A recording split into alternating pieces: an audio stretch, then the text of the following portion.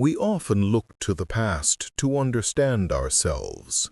Tonight we turn our attention to the year 1849 and the solemn story of Patrick O'Connor. It's a case that reminds us that behind historical records are real people whose lives were irrevocably changed by the events that transpired. This is their story, as best as it can be told. In the summer of 1849, London was a city of stark contrasts, a place of immense wealth and desperate poverty, of grand construction and hidden squalor. In the industrial district of Bermondsey, amidst the tanneries and wharves, a crime of calculated greed and shocking brutality was about to capture the nation's attention. It would become known as the Bermondsey Horror. The victim was Patrick O'Connor, a successful Irish-born customs officer and clandestine moneylender. The perpetrators were a married couple he considered his friends, the outwardly respectable Frederick and Maria Manning. The lives of these three individuals were entwined in a complex web of past romance, friendship, and financial dependency. Maria Manning, born Marie de Roux in Switzerland, was a former lady's maid who had served in some of England's most aristocratic households.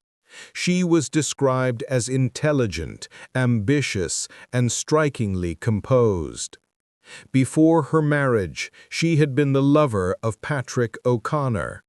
Her husband, Frederick George Manning, was a former railway guard who had become a publican. He was a man plagued by debt and a history of failed business ventures. Despite Maria's marriage to Frederick, Patrick O'Connor remained a constant and intimate presence in their lives. He was a frequent guest at their home, and his considerable wealth, earned through his work and high-interest loans, was a source of great temptation for the financially struggling couple. By the summer of 1849, the Mannings were in a desperate financial situation. Their pub had failed, and they were deeply in debt. Their gaze turned toward their wealthy friend, Patrick O'Connor, not as a lender, but as a source of plunder. A grim and meticulous plan began to form, driven largely by the cold resolve of Maria. In the days leading up to August 9th, she made a series of telling purchases. She bought a shovel from a local ironmonger. She also acquired a significant quantity of quicklime, a caustic substance often used to hasten the decomposition of organic matter. With the tools for the crime and its concealment in hand, the stage was set. On the evening of Thursday, August 9, 1849, Maria Manning extended a dinner invitation to Patrick O'Connor at their small home at No. 3 Miniver Place, Bermondsey. Unaware of the trap, he accepted. The precise sequence of events on that fatal evening would later be debated in court, but the forensic evidence told a chilling story.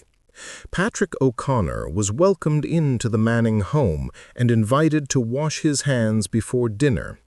It is believed that as he stood with his back to her, Maria Manning raised a pistol and shot him in the back of the head. The wound was not immediately fatal. As O'Connor slumped to the floor, Frederick Manning, who had been waiting, joined the assault.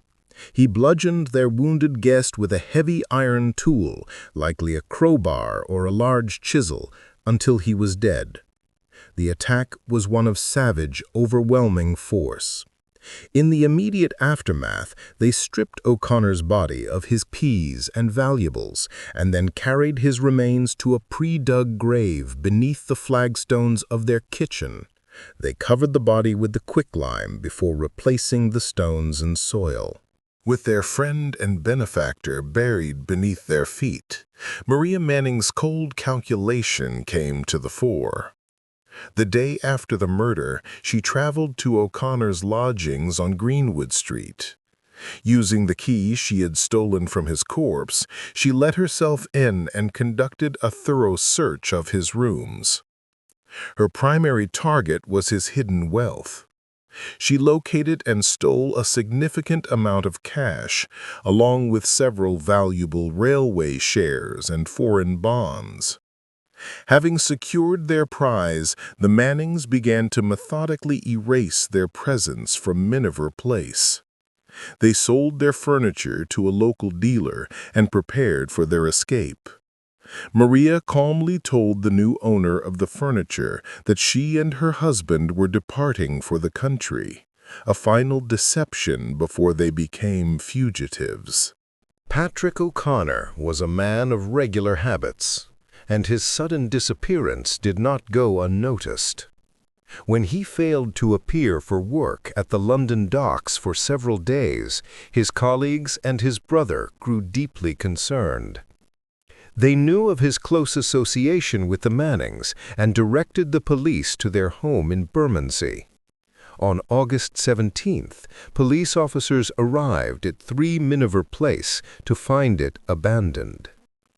The house was empty of furniture, but something in the kitchen immediately drew their suspicion. The stone floor felt damp in one section, and a small area seemed to be slightly sunken. An officer pressed down on the flagstones, and a foul odor of decomposition rose from the cracks. The stones were pried up, and after digging through a layer of earth and quicklime, the searchers uncovered the body of a man folded into the shallow grave. The Bermondsey Horror had been unearthed. The discovery of the body ignited a sensational manhunt.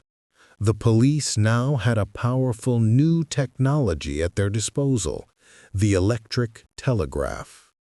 Descriptions of the fugitive couple were swiftly transmitted to police forces across the country. Maria Manning had fled north by train. In Edinburgh, she attempted to exchange some of O'Connor's foreign railway shares, a move that immediately drew suspicion.